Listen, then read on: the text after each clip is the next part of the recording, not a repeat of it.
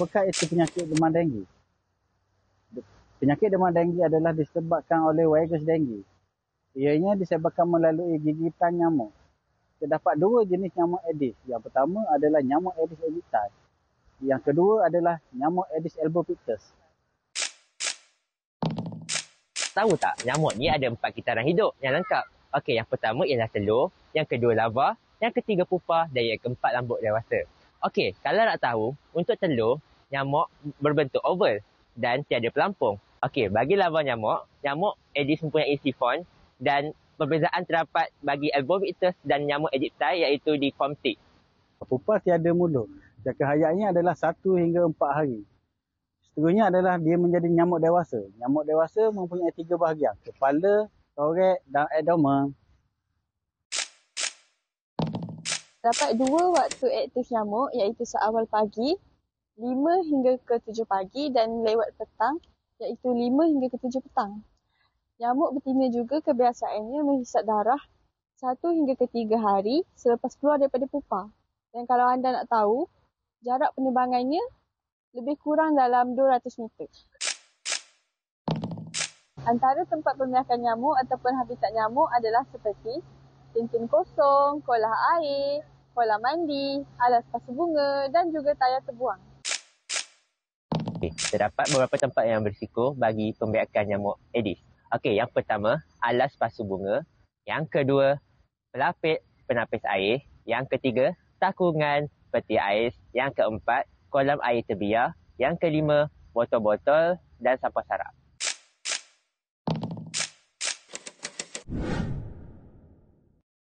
Antara langkah pencegahan yang dapat dilakukan ialah dengan membuang air yang bertakung, memakai baju yang cerah beserta lengan yang panjang, memasang kelambu ketika hendak tidur.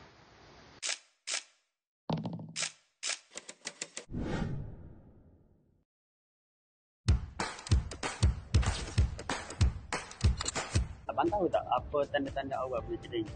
Saya tahu apa yang pengetahuan awal tu macam contohnya demam panas, lepas tu sakit badan, lemau semua tu lah. Seterusnya, apa langkah pencegahan? Okey, langkah pencegahan jika kalau nampak air yang bertakung kat rumah tu dekat tempat plastik ke tempat botol ke, buanglah. Lepas tu kalau longkang tu cucilah, longkang kawasan rumah semua cucilah. So, pernahkah ahli keluarga abang atau abang sendiri dah dapat denggi ni? Macam mana pengalaman? Setakat ni tak pernah lagi, tapi setakat simptom ni saya boleh tahu, saya macam pernah dengar kan, yang orang pernah kena dia sampai masuk hospital, ada yang cakap sampai badannya dah selemah, panas macam tu lah.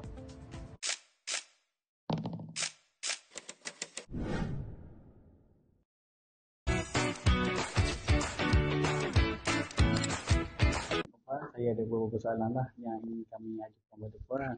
Soalan pertama kami, apakah faktor epidemiologi yang menyumbang kepada peningkatan insiden denggi? Di Selangor ni lah.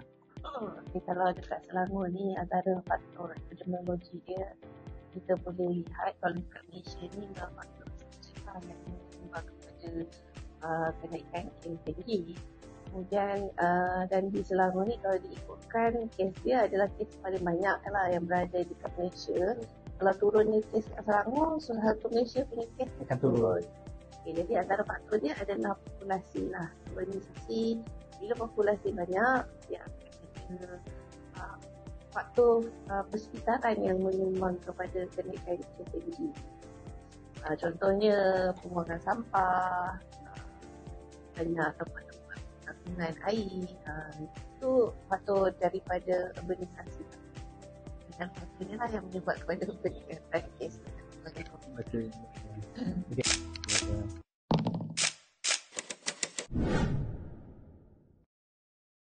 Jadi, langkah penyelesaian kami ialah Aedes alert.